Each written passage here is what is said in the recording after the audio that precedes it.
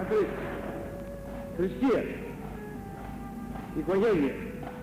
Κοίτα, αν θες να κοιμηθούμε μαζί, εντάξει. Ξέρεις κάτι? Τι? Δεν μ' άρεσε έτσι. Εσύ δηλαδή πώς το περίμενες? Ξέρω εγώ κάπως αλλιώς.